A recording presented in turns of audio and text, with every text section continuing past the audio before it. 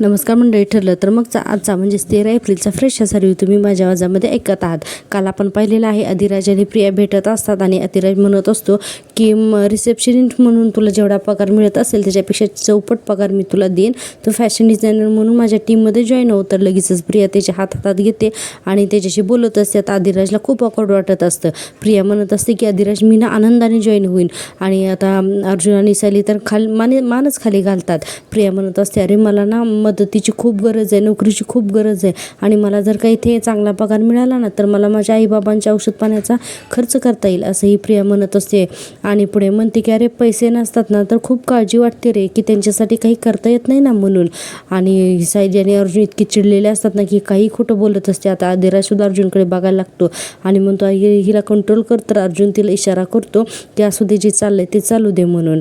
आणि अधिराज म्हणतो की तुला आता पैशांची काहीच गरज नाही आहे प्रिया, आणि तुला जास्त वेळ ऑफिसला यायचीही गरज नाही आहे, तू वर्क फ्रॉम होमसुद्धा करू शकतेस म्हणून.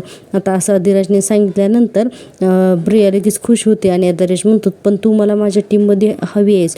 तर ही प्रिया आणखीनच त्याचा हातात घेत असते आणि म्हणते की अधिराज तुझ्यासारखी दिलदार माणसं या जगामध्ये आहेत ना, म्हणून माझ्यासारख्या गरीब माणसांचं काहीतरी होऊ शकतं रे. आणि अर्जुन सायलीला बघा इतकं वाईट वाटत असतं. दोघी अक्षरशः खाली मान घालून बसलेले असतात, कारण अर्जुनला तर तिच्याकडे बघवत नसतं. अधिराज प्रियाला म्हणत असतो अगं ठीक आहे म्हणून, कारण आता त्यालाही ऑकवर्ड वाटत असतं. पण फक्त अधिराज सगळं अर्जुन आणि सायलीच्या सांगण्यावरून करत असतो. आणि आता अर्जुन हे सगळं रेकॉर्डिंग करत असतो. ते इतक्यातच काय होतं की प्रियाला कंटिन्यू कल्पना त्यांचे फोन येत असतात. पण प्रिया काय करते की ते फोन कट करत असते. प्रिया म्हणते अधिराज मला तुझ्या कंपनीमध्ये काम करण्याची संधी मिळते तर खूप त्यामुळे ना मला बरं वाटतं रे. आणि इतक्यातच प्रिया काय करते की त्याच्या अंगावरती ना कोल्ड्रिंक टाकते, अरे तू कोल्ड्रिंक का पित नाही म्हणून. आणि नंतर स्वतः सॉरी म्हणून त्याच्याजवळ जाण्याचा प्रयत्न करते आणि टिश्यू पेपरने त्याचा शर्ट काय पुसत असते. आता हे अर्जुनला आणि सायली तर आता अक्षरशः डोक्याला साथ लावते की प्रिया इतकी विचित्र वागते ना. आता आपण पाहतो या सगळ्या गडबडीमध्ये प्रियाची जी पर्स असते ना तर ती ओपन असते आणि त्यामधून तिची मंगळसूत्र ठेवलेली छोटी पर्स जी आहे तर ती खाली पडते. आता हे सगळं अर्जुन सायली बघत असतात. अर्जुन म्हणतो एक श्रीमंत मुलगा दिसल्यानंतर त्याच्याकडून पैसे काढणार हे माहीतच होतं आपल्याला, पण ती या लेवलला जाईल ना हे माहिती नव्हतं आपल्याला. अर्जुन म्हणतो हिचं माझ्या भावाशी लग्न झालं आहे आणि आत्ता जो माणूस 15 मिनिटापूर्वी हिच्या ओळखीचा सुद्धा नव्हता तर त्याचे हात धरते आणि त्याच्याजवळ काय जाते. अर्जुन खूप चिडतो. सायली म्हणते तुम्ही म्हणालात ना की तिला हवी तितकी नाटकं करू द्यात म्हणून, पण हे कसं सहन करायचं. आता अर्जुन म्हणतो तो अधिराज बिचारा किती ऑकवर्ड झाला या मुलीमुळे, पण त्यानं आपल्याला जे कमेंट केलं ना तर ते तो करणारच, असं अर्जुन म्हणत असतो. आणि पुढे म्हणतो की प्रियाचं वागणं बघून तर त्यालाही शॉक बसला असेल. सायली म्हणते मुळात प्रियाचे हे सगळे रंग आपल्याला माहितीच आहेत ना, तिच्यासाठी फक्त पैसाच महत्त्वाचा आणि मग तो मिळवण्यासाठी ती कितीही चुकीचं वागू शकते, पण मुळात हे सगळं वागणं चुकीचं आहे हे तिला जाणवतच नाही आणि तिला वाटतच नाही. इकडे अधिराज म्हणत असतो अगं तू बस ना प्लीज, राहू दे, मी साफ करतो म्हणून. आणि प्रिया त्याला म्हणत असते की सॉरी म्हणून. अर्जुन पुन्हा म्हणतो की आय विश की प्रियाचं हे रूप बघण्यासाठी अश्विन इथे हवा होता. आता सायली म्हणते प्रियाचं हे रूप दिसावं म्हणूनच आपले प्रयत्न चालू आहेत ना, पण आता निदान अधिराज भाऊजींच्या मदतीने आपण प्रियाचं खरं रूप तर बाहेर आणू शकतो, पण तोपर्यंत आपल्याला काय बघावं लागणार आहे ना, देवच जाणे. असं आता सायली म्हटल्यानंतर आपण पाहतोय की पुन्हा एकदा आपण सीन पाहतोय चैतन्य आणि या अस्मिताचा. चैतन्य म्हणत असतो सचिनकडे एवढी कॅश होती. अस्मिता म्हणते अरे हो ना, मला पण ना धक्काच बसला एवढी मोठी कॅश बघून. आणि त्यांना दिलेलं उत्तर मला काही फारसं पटलेलं नाही आहे, कारण का मला माहिती ना की त्याच्या आईवडिलांकडे सुद्धा एवढे पैसे नसतात अरे. आणि म्हणूनच मग मी काल काय केलं, कन्फर्म करण्यासाठी सासूबाईंना कॉल केला होता आणि तर त्यांनी सांगितलं मला की सचिन खूप दिवस झाले साधा तिथे फिरकला सुद्धा नाही आहे म्हणून. आणि अस्मिता म्हणते आणि मग अरे कॅश देण्याचा तर प्रश्नच येत नाही आहे ना. चैतन्य म्हणतो अरे या लेवलचं सचिन खोटं बोलू शकतो असं वाटलंच नव्हतं मला, म्हणजे एक्स्ट्रा मटेरियल अफेअर करणारा माणूस इतकं खोटं बोलू शकतो. आता अस्मिता म्हणते की चैतन्य मला असं वाटतंय ना की सचिन अजूनही साक्षीच्या कॉन्टॅक्टमध्येच आहे म्हणून. आणि पुढे अस्मिता म्हणते की बाळाबरोबर त्याचं बॉन्डिंग आहे हे दाखवण्याचं तो फक्त प्रयत्न करतोय असं मला वाटतंय. आता अस्मिताला ह्या सचिनचं खरं रूप दिसायला लागलंय. अस्मिता म्हणते आणि मला जाणवतंय की हे सगळं नाटक आहे म्हणून, कारण साक्षी आणि पैसे हे एवढंच त्याच्यासाठी महत्त्वाचं असणार आहे म्हणून. आता चैतन्य म्हणायला लागतो की नशीब अस्मिताई तुझे डोळे उघडले म्हणून. आणि अगं प्लीज आता एकदा आई बाबांशी बोल आणि त्यांना तुला काय वाटतं ना ते सगळं सांगून टाक, ते तुला खूप मदत करतील. अस्मिता म्हणते अरे पण आत्तापर्यंत मी सतत त्यांच्यासमोर सचिनचीच बाजू घेत आली. मग मला कन्फर्म काही कळल्याशिवाय मी सचिनच्या विरोधात आईबाबांसमोर बोलू कसं? मला 100% जर का कळालं ना की सचिन आणि साक्षी अजूनही एकत्र आहेत तर मी काय तो शेवटचा निर्णय तर घेऊन टाकेन, असं अस्मिता म्हणते. आणि पुढे म्हणते, आणि चैतन्य तुला एक गोष्ट सांगू का? तुझ्याशी हे सगळं बोलून ना मला खरंच खूप बरं वाटतंय रे. अस्मिता म्हणते, कारण काय आहे ना की आता घरामध्ये या सगळ्या गोष्टी मी कोणाशी बोलू शकत नाही रे. आता चैतन्य म्हणतो, अगं बरं झालं माझ्याशी बोललीस, ती थोडंसं हलकं वाटलं असेल ना गं तुला? अस्मिता म्हणते, हो. म्हणून आता पुन्हा आपण पाहतोय की आता प्रिया जाते आणि त्याच्यानंतर अधिराज, सायली आणि अर्जुन तिघंजण एकत्र येतात. आणि आता आपण पाहतोय की अधिराज म्हणत असतो की तुम्ही मला वॉर्न केलं होतं, पण मला जनरली असं वाटलं नव्हतं की ती इतकी गळे पडू असेल म्हणून. ती माझ्याशी असं वागत होती जसं काय आम्ही 10-15 वर्षापासून ओळखतोय म्हणून. प्रिया, आता अर्जुन म्हणतो, प्रिया एखाद्याच्या जवळ जाण्यासाठी ती काय काय करू शकते नाही माझ्यापेक्षा जास्त कोणालाच माहिती नसेल. आणि पुढे अर्जुन सांगायला लागतं, अरे तिने माझ्याशी सुद्धा ना लग्नाचं असंच नाटक केलं, मी तिच्याशी लग्न करावं म्हणून तिने मला प्रेमात पडण्यासाठी काय काय केलं हे जर का मी आठवलं ना तर आजही माझं डोकं दुखायला लागतं, असं म्हणून अर्जुन आठवायला लागतो. आणि अधिराजला सगळं म्युझिकली सांगायला लागतो की प्रिया कशी त्याला पहिल्यांदा भेटली होती, त्यानंतर कशी त्याच्या बेडवरती काही येऊन बसलेली असते, त्यानंतर त्याला शर्ट वगैरे काय देत असेल, हे सगळे सीन अर्जुनात आठवून अधिराजला सांगत असतो. आणि सगळं म्युझिकली दाखवलेलं आहे. आता अधिराज म्हणत असतो, अरे अर्जुन हे सगळं तुझ्यासोबत करून झाल्यानंतर तिने तुझ्या भावाशी लग्न केलं? अर्जुन म्हणतो, हो. आणि म्हणते, मग तुझ्यावरचं प्रेम वगैरे सगळं नाटक होतं का? तर सायली म्हणते, अहो तिचं माणसावर प्रेम नाही, माणसाच्या संपत्तीवरती प्रेम असतं. सुभेदारांची संपत्ती तिला काही करून मिळवायची होती, त्यासाठी त्यांच्या मुलाशी तिला लग्न करायचं होतं. मग तो धाटा असो किंवा मोठा, त्याने काय फरक पडतो, तिने हाच विचार केला असणार, असं सायली म्हणत असते. आता अधिराज तर म्हणतो, साष्टांग नमस्कार आहे बाबा या मुलीला. अरे इतकी खोटारडी आणि इतकी नाटकी मुलगी मी आयुष्यात बघितली नाही. सायली म्हणते, तिचा हाच खोटेपणा तर आपल्याला सगळ्यांच्या समोर आणायचा आहे ना. आणि पुढे सायली म्हणायला लागते की तिचं अश्विन भाऊजींशी लग्न झालेलं असतानाही ते एका परपुरुषाशी कसं वागते याचे व्हिडिओ आहेत ना आपल्याकडे. अधिराज म्हणतो, थांबा ना, अजूनही व्हिडिओ येतील आपल्याला, कारण तिचं सत्य आपण सगळ्यांच्या समोर आणूच ना. आणि मी तिला भेटायला सुद्धा बोलवलं आहे आणि एका पायावर तयार झाली ती मुलगी यायला, पण कसली फुकटी येते, म्हणजे इथे जवळच आहे तिची कार, पण जाताना तिने माझ्याकडून कॅबचे पैसे घेतले. अर्जुन तर हसायलाच लागतो. सायली म्हणते, कठीण आहे बाबा तिचं. आणि अर्जुन हसत असतो की तिने कॅबचे पैसे घेतले याच्याकडून म्हणून. किती धूर्त दाखवली ना प्रिया खरंच. आता आपण पाहतो की इकडे प्रिया येते आणि आता तिच्या कारमध्ये त्या सगळ्या पिशव्या वगैरे ठेवत असते. आणि इतक्यातच तिच्या लक्षात येतं, अरे मंगळसूत्र नाही आहे, म्हणून म्हणते चला मंगळसूत्र घालते. म्हणून आता पर्समध्ये शोधायला लागते, पण मंगळसूत्र सापडतच नाही, कारण तिची जी छोटी पर्स असते ती हॉटेलमध्येच पडलेली असते. आता प्रिया म्हणते, अरे माझी छोटी पर्स कुठे गेली? अरे त्या रेस्टॉरंटमध्ये पडली असेल का? अरे यार, ती जर त्या अधिराच्या हाती लागली ना तर माझं मिसेस तन्वी सुभेदार म्हणून त्यात आय कार्ड आहे ना, आणि त्यात माझं मंगळसूत्र आहे, आणि हे सगळं त्याला कळेल ना. म्हणून प्रिया हायपर होते आणि म्हणते, नाही हे सगळं अधिराजला दिसलं ना तर माझ्या गळ्याला लागलेला इतका मालदार मासा निष्ठून जाईल ना, असं म्हणून पटकन शिट करते. आणि आता बघा लगेचच त्या हॉटेलमध्ये जायला निघते. आणि आता आपण पाहतो की इकडे अधिराज, सायली आणि हा अर्जुन हे तिघंजण अजून तिथे कॅफेमध्ये बोलतच असतात. आणि हे तिघेजण असे गप्पा मारत असतात. इतक्यातच प्रिया तिथे येते. आणि प्रिया तिथे आल्यानंतर काय होतं की एका वेटरचा चुकून धक्का लागतो आणि प्रियाच्या अंगावरती कोल्ड्रिंक सांडलं जातं. तर इथे सुद्धा ना प्रिया चांगला जबरदस्त असा तमाशा सुरू करते. आता त्या वेटरच्याच अंगावर ओरडते आणि त्यालाच काही बोलायला लागते. आता त्या वेटरकडून चुकून सांडलेलं असतं आणि त्यालाच म्हणायला लागते, काय रे दिसत नाही आहे का तुला म्हणून, आणि डोळे फुटलीत का तुझे, असं म्हणल्यानंतर सायली पटकन डोक्यावरून पदर घेते, यांना दिसतं ना आता प्रिया आली म्हणून. अधिराज पण बघायला लागतो. प्रिया म्हणून तसे 5.5 फुटी मुलगी तुला दिसत नाही का डोळ्याला? तुझ्या काम जर का जमत नसेल ना तर तू घरी बसायचं. आणि तो वेटर सतत सॉरी मॅडम म्हणत असतो. आणि प्रिया म्हणते, सॉरी काय म्हणतोय, माझी साडी खराब झाली ना. अधिराज म्हणतो, अरे ही कशाला परत आली? आता अर्जुन म्हणतो, अरे तू इथे काय बसलाय, जा ना पटकन, ती काय म्हणते ती. अर्जुन लगेच टोपी घालतो, सायली डोक्यावरून पदर घेते. अधिराज म्हणतो, काय झालं प्रिया, हा तुला त्रास देतोय का? तर प्रिया म्हणते, नाही रे नाही, अरे माझाच धक्का लागला त्याला, त्याचं कोल्ड्रिंक्स आणलं तर मी तर त्याला सॉरीच म्हणत होते. आता तो वेटर आश्चर्याने बघायला लागतो ना, तर म्हणते, असू दे अरे आता काही बोलू नकोस, चूक शेवटी माणसाकडून होते ना, जा ठीक आहे. अधिराज पण त्याला म्हणतो सांभाळून. म्हणून इतकी प्रिया डबल गेम करते ना की बस. अधिराज म्हणतो, तू का परत काली तुला चक्कर येते का? एक काम करू आपण डॉक्टरांकडे जाऊयात. हे बघ तू नाही म्हणू नकोस, हे बघ मला तुझ्या तब्येतीच्या बाबतीत कुठलीही रिस्क घ्यायची नाही. हे बघ आपल्या इथे शेजारीच ARS नावाचं हॉस्पिटल आहे, ते माझ्याच मालकीचं आहे, तिथे तुझी उत्तम ट्रीटमेंट होईल म्हणून. आता प्रिया म्हणते तुझ्या मालकीचं हॉस्पिटल पण आहे. तर आदिराज म्हणतो हा म्हणजे पनवेलमध्ये एकच आहे, मुंबईत आणि पुण्यात आहेत बाकीचे, हा पण तो मुद्दा नाही आहे, तू चल हॉस्पिटलला. प्रिया म्हणते नाही नाही मला चक्कर आलीच नाही आहे, बहुतेक ना माझी पर्स इथे पडली आहे असं प्रिया म्हणते. आता सायली अर्जुन बघायला लागतात ना. प्रिया म्हणते काय नाही की त्यात शेवटचे 150 रुपये आहेत तर ते हरवून मला परवडणार नाही. आदिराज म्हणतो हरकत नाही आपण ती पर्स टेबल पशी शोधूयात.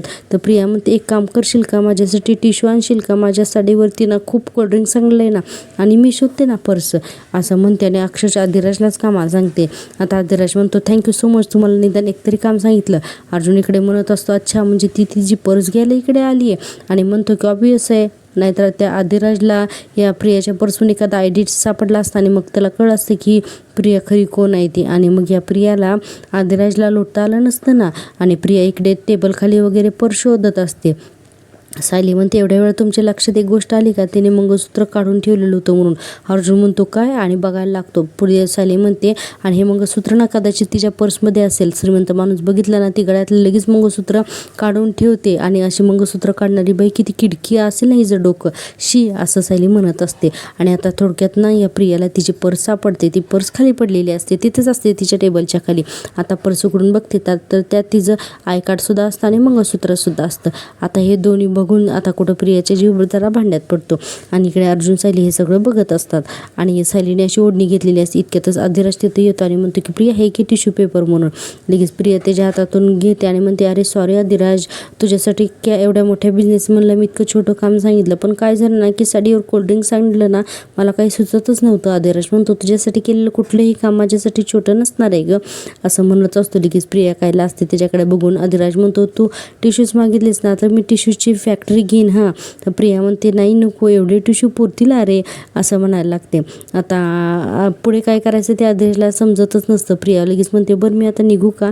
आदिराज म्हणतो निघायलाच हवं का. तर प्रिया बघा इथे काय थाप मारते, बाबांच्या स्पंजिंगची वेळ झाली हां आणि नाही मी जर वेळेत नाही पोचले तर कोण करणार हे सगळं. एक कॅब ऑलरेडी सोडली आहे, आता परत एक कॅब बुक करावी लागेल, शेवटचे 150 रुपये खरं तर माझ्याकडं, पण मी करेन काय तर मॅनेज. इतक्यातच आदिराज म्हणतो काळजी करू नकोस, मी तुला फोनपेने पैसे पाठवतो, पण तू घरी जाताना कॅबनेच जा हां, का मी येऊ तुला घरी सोडायला. प्रिया म्हणते नाही नाही नको नको मी येते ना, मी येईन ना तुला सोडायला.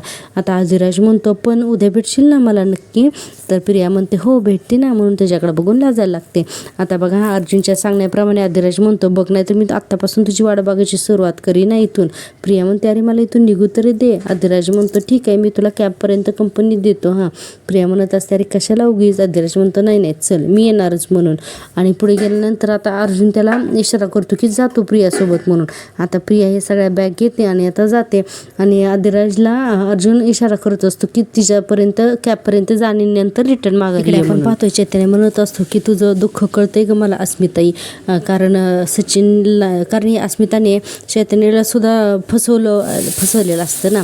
आता चैतन्य म्हणत असतो ना की एखाद्या आपण ज्या व्यक्तीवर प्रेम केले त्या व्यक्तीने चिटिंग केल्यानंतर भयंकर दुःख होतं ग मला. ज्या दिवशी कळालं ना की साक्षी खोटी आहे, आमचं सगळं नातं खोटं आहे म्हणून. खरं सांगू का माझी काय अवस्था झाली होती ना तर ती मला आजही आठवते ग. अस्मिता त्याच्याकडे बघत असते. चैतन्य म्हणत असतो अगं मी किती स्वप्न पाहिली होती ग तिच्यासोबत. अगं पहिल्यांदा आयुष्यात मी कोणाच्या तरी प्रेमात पडलो होतं ग. असं वाटलं होतं की माझी पण एक फॅमिली असेल, माझी बायको असेल, माझी मुलं असतील, माझा संसार असेल, खूप खूप आणि खूप सुख असेल मला.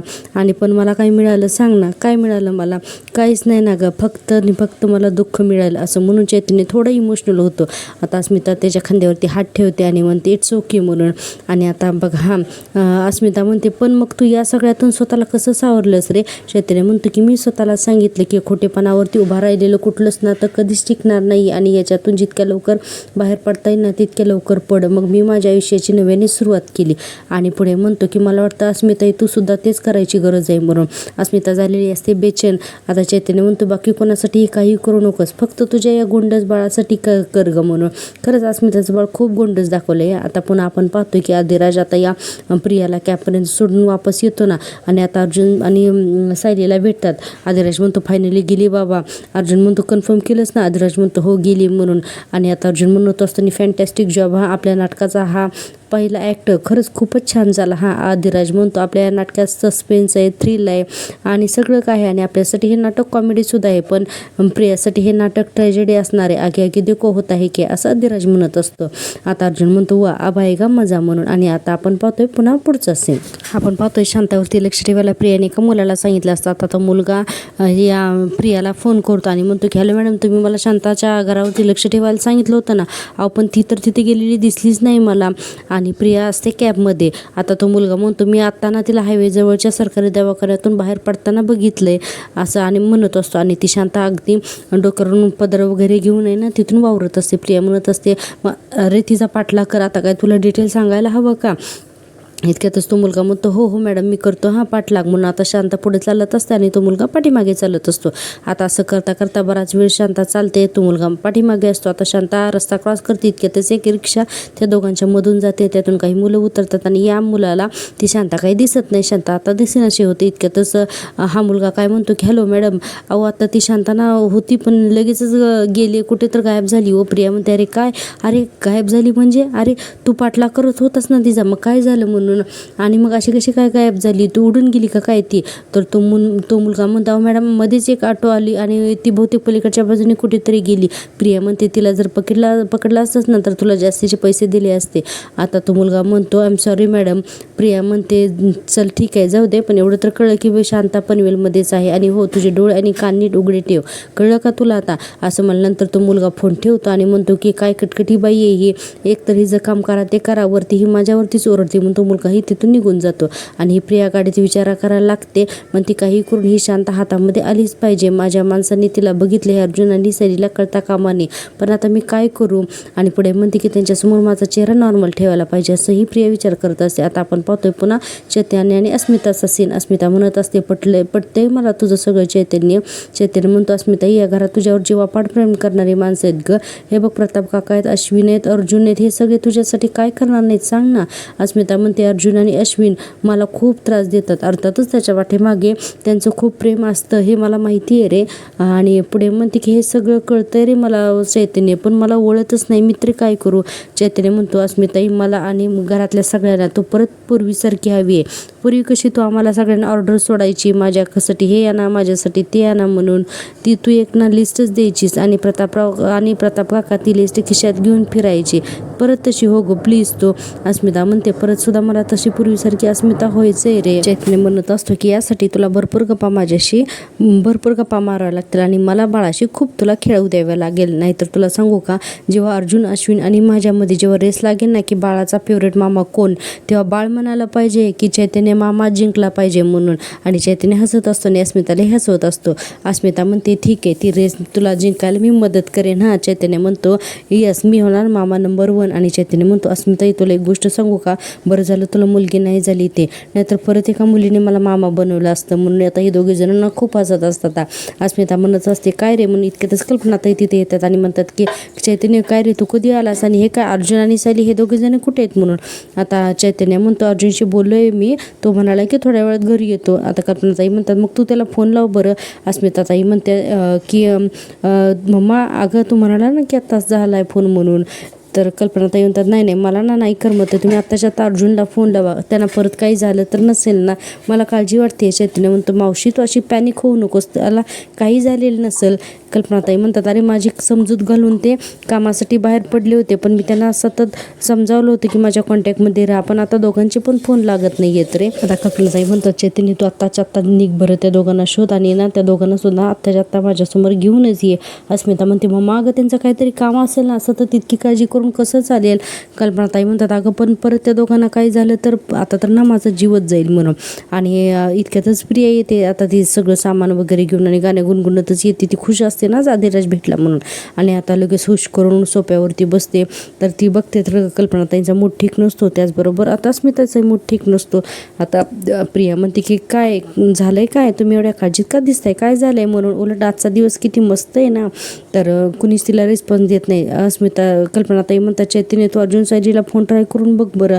लगेच चैतन्य म्हणतो बरं बघतो हा लगेच करतो म्हणून. प्रिया घाबरते ना, लगेच म्हणते अच्छा म्हणजे अर्जुन सायली बाहेर पडलेत म्हणून हे सगळे काळजीत आहेत आणि म्हणते की याचा फायदा तर उचलायलाच हवा म्हणून आणि लागते ड्रामा करायला. आता आपण पाहतोय पुढचा सीन. प्रेक्षकांना पुढचा सीन बघा जबरदस्त दाखवलाय. हा सचिन काय करतो एका वकिलाकडे एक माणूस पाठवलेला असतो त्याच्या आणि त्याला व्हिडिओ कॉल करून दाखवत असतो आणि सचिनने त्या वकिलाच्या मुलीला किडनॅप करून ठेवलेलं असते. तिच्या डोक्याला गन लावलेली असते आणि वकील म्हणत असता अहो काय करताय, सोडा ना तुम्ही माझ्या मुलीला.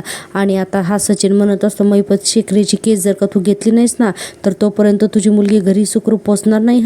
असा सचिन मास्क घालून त्या वकिलाला व्हिडिओ कॉलवर धमकी देत असतो आणि साक्षीने व्हिडिओ कॉलचा मोबाईल जो आहे ना तर तो पकडलेला असतो. तो वकील घाबरत म्हणत असतो की मी घेतो ती केस, प्लीज माझ्या मुलीला सोडावं म्हणून. आता साक्षी सुद्धा घाबरते या सचिनच्या अवताराला आणि ती छोटी मुलगी रडत असते बाबा मला इथून सोडा, मला इथून घेऊन चला प्लीज बाबा म्हणून. ती मुलगी खूप रडत असते आणि सचिनने तिच्या डोक्याला ना बंदूक लावलेली असते. ती मुलगी म्हणत असते बाबा मला खूप भीती वाटते, इथून सोडा ना. आता सचिन त्या मुलीचं अक्षरशः तोंड दाबतो ना गबस म्हणून. साक्षी एवढी घाबरते ना की बस. आणि साक्षी मनात म्हणते सचिन मला नाकासमोर चालणारा सरळ साधा माणूस वाटला होता पण हा तर अण्णांच्याही वरतान निघाला म्हणून साक्षी घाबरते सचिनला. इकडे तो वकील म्हणत असतो प्लीज माझ्या मुलीला सोडावं, तुम्ही जे सांगाल ना ते मी करेल पण प्लीज माझ्या मुलीला सोडा. सचिन म्हणतो तुझ्या नुसतं बोलण्याने काय होतंय रे, तिकडे जो माणूस आहे ना त्याच्याकडे तुझं वकीलपत्र सही करून दे आत्ताच्या आत्ता असं सचिन म्हणतो. सचिनने पूर्णतः ना असं नाकतोंड पॅक केलेलं असतं आणि म्हणतो की जोपर्यंत महिपत शेखरे जेलमधून बाहेर पडत नाही ना तोपर्यंत तुझी मुलगी आमच्याच ताब्यात राहणार. साक्षी खरंच खूप घाबरलेली असते. वकील म्हणत मी सगळं करतो पण प्लीज माझ्या मुलीला काही करू नका, तिला घरी जाऊ द्या. सचिन म्हणतो नाही, जोपर्यंत तुझे प्रयत्न सुरू राहतील ना तोपर्यंत तुझ्या मुलीचा श्वास सुरू राहील. आणि आता या वाक्याने तर साक्षी खूपच घाबरते. वकील म्हणतो हो करतो मी सही करून देतो. तो माणूस म्हणतो चुपचाप सही करायची आहे या वकीलपत्रावरती. आता तो वकील अक्षरशः त्या वकीलपत्रावरती सही करतो आणि सचिन हे सगळं बघत असतो आणि आता तो वकील व्हिडिओ कॉलमध्ये दाखवतो हे बघा मी सही केली, आता माझ्या मुलीला जाऊ द्या, प्लीज सोडून द्यावं माझ्या मुलीला. मग खूप विनवण्या करत असतो तो वकील. हे बघा मी महिपत शेखरेला बाहेर काढीन, प्लीज मला सोडा म्हणून. आणि तो वकील खूप रडत असतो आणि यानंतर आपण पाहिलेलं आहे की पुढचा सीन सुभेदारांच्या घरमध्ये काय म्हणजे अर्जुन सायली बाहेर गेलेत पण तू त्यांना निक्षून सांगितलं होतंस ना की बाहेर जायचं नाही म्हणून. अगं त्यांच्या जीवाला धोका हे त्यांना कळत नाहीये का. आणि आता इतक्यातच ना सायली आणि अर्जुन घरामध्ये येतात. लगेच सायली आई म्हणून घरात येते.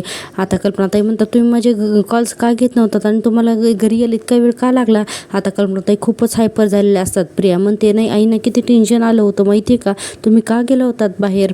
आता असं म्हटल्यानंतर सिच्युएशन कंट्रोलमध्ये करायची असते ना तर प्रिया म्हणते यावेळेला कुठे गेला होता. तर प्रिया म्हणते आई अहो तुम्ही विसरलात का, माझी डॉक्टरांकडे अपॉइंटमेंट होती ना, तुम्हाला सांगून गेले होते नाही का. तेव्हा कुठं कल्पनाताई भानावर येतात आणि म्हणतात की अगं हो नाही म्हणजे माझ्या लक्षात होतं की तुम्ही डॉक्टरांच्याकडे गेलात म्हणून, पण तुम्ही माझे कॉल्स घेत नव्हतात ना म्हणून मला टेन्शन आलं होतं गं असं कल्पनाताई पण म्हणतात. तेव्हा प्रियाला लक्षात येतं अच्छा डॉक्टरची जरा उशिराची अपॉइंटमेंट मिळाली होती वाटतं, बरं झालं भाजलेच्या जखमीवर हिला घरातल्या डॉक्टरकडून ट्रीटमेंट घेता येत नाही येते. अर्जुन म्हणतो मग अगं डॉक्टरांशी बोलत होतो आम्ही म्हणून आम्हाला तुझे कॉल्स घेता आले नाहीत. चैतन्य म्हणतो बरं मावशी आता आलेत ना ते तर तू शांत हो बरं प्लीज असं चैतन्य म्हणतो. आणि आता अर्जुन म्हणतो की चैतन्य मामा आधीपासून ना अशीच आहे रे आणि अगदी आम्ही लहान असल्यापासून ती असंच टेन्शन घ्यायची, काळजी करायची आमची. आणि पुढे अर्जुन सांगायला लागतो की मला आठवते ना अरे शाळा सुटली ना की अश्विन शहाण्या मुलासारखा पटकन घरी यायचा, पण मी म्हणजे शाळेच्या ग्राउंडवरती माझ्या मित्रांसोबत क्रिकेट खेळत बसायचो. डॅडला फॅक्टरीमध्ये 100 कॉल करायचे, ही माझ्या मित्रांच्या घरी कॉल करायची आणि विचारायची की हा अर्जुन कुठे गेला आहे ऑल म्हणून. असं अर्जुन त्याच्या मम्माचं कौतुक सांगत असतो. आणि अस्मिता म्हणते आणि फक्त तुझीच काळजी करत नव्हती मम्मा, अरे मी मैत्रिणीकडे अभ्यासाला गेले ना तर तिच्या घरी सुद्धा ती फोन करायची, नशीब तेव्हा स्मार्टफोन नव्हते म्हणून, नाहीतर दर 10 मिनिटांनी मम्माने व्हिडिओ कॉल कर म्हणून त्रास दिला असता मम्माने. कल्पनाताई म्हणतात अस्मिता तो तर काही बोलूच नकोस, नाही तुझा मुलगा जेव्हा शाळेत जाईल ना तेव्हा तुला कळेल की आपला मुलगा आपल्या समोर दिसेपर्यंत आईचा जीव कसा खालीवर होत असतो ते. अर्जुन म्हणतो मम्मा हे फक्त माझ्या बाबतीतच नव्हतं, डॅडच्या बाबतीत सुद्धा असंच होतं, तुला आठवतंय का, डॅड ना फॅक्टरीमधून घरी यायला जरा उशीर झाला ना की मम्मा त्यांना फोनवर फोन करायचे आणि डॅड मला म्हणायचे की त्यांचे कलिग्स आहेत ना त्यांना चिडवायचे आणि त्यांना असे म्हणायचे की अहो प्रतापराव बघा ना तुमच्या बायकोचं लय प्रेम आहे तुमच्यावर, लय फोन येत आहेत. तर कल्पनाताई म्हणतात तुझे डॅड तुला असं म्हणाले? अर्जुन म्हणतो हो. तर कल्पनाताई म्हणतात नाही, सगळ्यांच्या समोर ती चेष्टा करण्यामध्ये पुढे तर असतातच, आता येऊ दे त्यांना, चांगलंच बघते मी. अर्जुन म्हणतो अरे अगं मम्मा.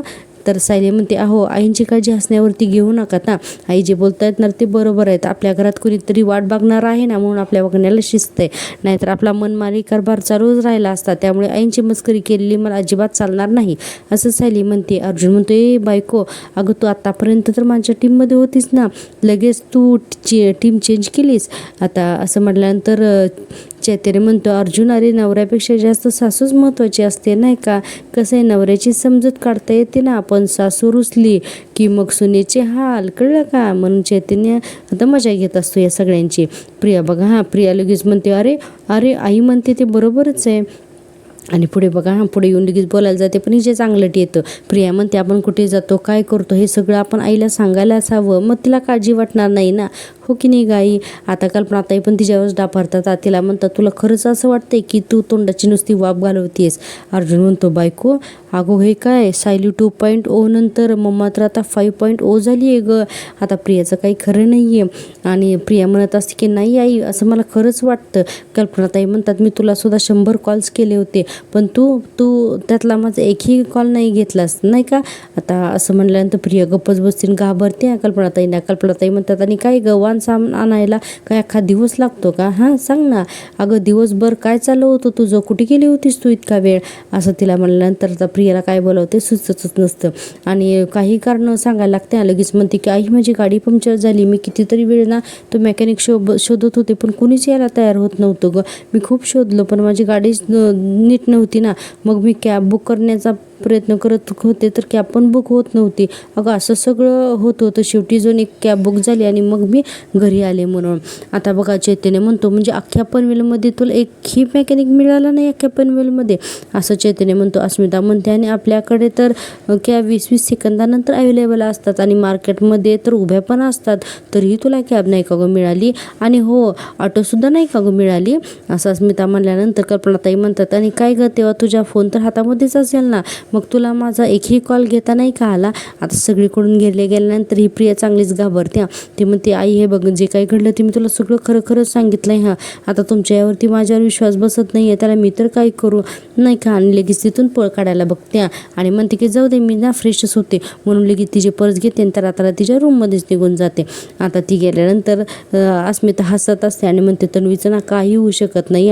अर्जुन म्हणतो मम्मा मला खरंच वाटलं होतं की तू तन्वीला सगळ्यांच्या समोर उठा बशा काढायला लावणारच की काय म्हणून, किंवा कान धरून फ्रॉक जम्प करायला लावणारच की काय. कल्पनाताई म्हणतात अर्जुन तू तन्वीची मस्करी करतोयस का माझी. अर्जुन म्हणतो तन्वीची मस्करी करण्यात मला अजिबात इंटरेस्ट नाही, हां पण तुझी मस्करी मी कधी कधी करू शकतो यू नो, हां असं करत असतो. कल्पनाताई म्हणतात थांब आता तुला तर ना एक फटकाच देते, म्हणून आता अर्जुनच्या पाठीमागे धावत असतात की त्याला मारायला, आणि छान क्यूट असा गोंधळ दाखवलेला आहे. आता आपण पाहतोय पुन्हा जेलमधला सीन इकडे महिपतचा. आता इकडे महिपतला कॉन्स्टेबल येतो आणि म्हणतो साक्षी मॅडमने एक व्हिडिओ पाठवला आहे तुमच्यासाठी, हा बघा, म्हणून तो कॉन्स्टेबल स्वतःचा मोबाईल महिपतला देतो. आणि आता बघा हा महिपत नागराच्या शेजारी जाऊन बसतो आणि तो व्हिडिओ बघत असतो. तर त्या व्हिडिओमध्ये असं असतं की सचिन मारलेला असतो त्या वकिलाला की माझ्या माणसाकडे तू आत्ताच्या आत्ता वकीलपत्र सही करून दे, नाहीतर जोपर्यंत महिपत शिकरे जेलमधून बाहेर पडत नाही ना तोपर्यंत तुझी मुलगी आमच्याच ताब्यात राहणार आहे. आणि इतकं जबरदस्त सचिन चांगलं काम करतो हे बघून महिपत काय करतो, त्या कॉन्स्टेबलला म्हणतो जे दिसायचं ते दिसले दर निघ म्हणून त्या कॉन्स्टेबलच्या खिशात मोबाईल ठेवून त्याला तिथून पाठवून देतो. आणि काय करतो पाण्याचं रिकामं भांडं घेतो आणि आता नागराच्या शेजारी बसतो आणि म्हणतो की नाग्या साक्षीला फोन लाव रे, आता त्या दीक्षेशी बोलायचं आहे मला, असं म्हणतो. आणि आता नागराज बघा त्याच्या पाठीत ठेवलेला मोबाईल काढतो आणि आता ते पाण्याचं रिकामं भांडं असतं ना त्यात तो मोबाईल टाकला जातो आणि आता तिथून ते साक्षीला फोन लावतात. आता साक्षी म्हणते की हॅलो अण्णा. महिपत म्हणतो साक्षी फोन स्पीकरवर टाक. आता असा फोन स्पीकरवर टाकल्यानंतर साक्षी म्हणते बोला ना. तर महिपत म्हणतो दीक्षित आहे का तिथं? तर दीक्षित म्हणतो व्हिडिओ बघितलात का ना? महिपत म्हणतो व्हिडिओ बघितला म्हणून तर तुला फोन केला रे दीक्षित. आणि बघा पुढे महिपत म्हणतो मला वाटलं होतं की तू तर फक्त दिसायला चिकना चोपड आहे, पण तू तर चांगलंच काम केलंस की रे. म्हणजे त्या वकिलाला आणि त्याच्या पोरीला किडनॅप करायची जी काही तू आयडिया लावलीस ना, एकच नंबर आहे ते काम तुझं, एकच नंबर. आणि पुढे म्हणतो हे माझ्या साक्षीला पण सुचलं नसतं. साक्षी म्हणते नाही अण्णा, मला सुचलं जरी असतं तर हे मला जमलं नसतं अण्णा. साक्षी घाबरलेली असते हा सचिनला. साक्षी म्हणते पण ते सचिनने ते करून दाखवलं, मलाही ना सचिनचं आज एक वेगळंच रूप दिसलं असं साक्षी सांगत असते. आता आपण पाहतोय पुन्हा प्रियाचा सीन. इकडे प्रिया आरशासमोर उभारून ना आता फ्रेश झालेली असते आणि चिडत म्हणत असते काय करू आता मी, कसं गाठू त्या शांताला, असं काहीतरी करायला हवं ना की त्या शांताला परत बाहेर यावंच लागेल म्हणून. आता इतक्यातच काय होतं की तिला फोन येतो, तो फोन असतो अश्विनचा. आता अश्विनचा फोन आला, ती म्हणते अरे काय आहे आणि म्हणते हां बोल अश्विन. तर अश्विन म्हणतो तर मी हॉस्पिटलमधून निघालोय, म्हटलं थोड्या वेळात पोचतोय घरी, तू सामान घेऊन आलीस का घरी? आता प्रिया म्हणते हो मी घरीच आहे, पण तू कुठे आहेस आणि तुझ्या मागं किती आवाज येतोय रे? अश्विन म्हणतो अगं इथे हॉस्पिटलच्या बाजूला जी इलिगल दुकान आहेत ना तर ती तोडतायत ग, बुलडोजरचा आवाज आहे हा सगळा आणि त्यामुळे ना ट्रॅफिक पण जाम झालंय ग. आणि पुढे म्हणतो ऐक ना, मला पण काही ऐकायला येत नाही, आपण घरी आल्यानंतर बोलूयात म्हणून फोन ठेवतो अश्विन. आता बघा अश्विनने फोन ठेवल्यानंतर हिच्या ना शैतानी दिमागमध्ये एक आयडिया येते ना आणि प्रिया इतकी खुश होते आणि म्हणते वा अश्विन, आज तुझ्यामुळे ना मला एक सुपर आयडिया आली आणि म्हणत असं की आज चक्क या मूर्ख अश्विनमुळे माझा फायदा झाला. म्हणून प्रिया काय करते की पटकन तिच्या एका माणसाला फोन लावते आणि आता त्या माणसाला फोन लावते आणि म्हणते की हॅलो नीट ऐक मी काय सांगते ते, मी सांगेन तशी एक नोटीस तयार ठेव हां. आणि ती नोटीस म्हणजे ती प्रिया सांगणार असते की शांताच्या घराला लावून आणि आपण हे आता उद्याच्या भागामध्ये पाहणार असतो. प्रियाने इतका जबरदस्त गेम केला आहे ना अर्जुन सायलीला गाफील ठेवून की बस. आता बघा ठरलं तर मागचा आजचा तर भाग इथे संपतो. प्रेक्षकांनो तुम्हाला जर का मी दिलेला रिव्ह्यू आवडत असेल ना प्लीज माझ्या चॅनलला सबस्क्राईब करा. अजून चॅनल मॉनिटाईज होण्यासाठी खूप सबस्क्रायबरची गरज आहे, त्यामुळे प्लीज मला सपोर्ट करा.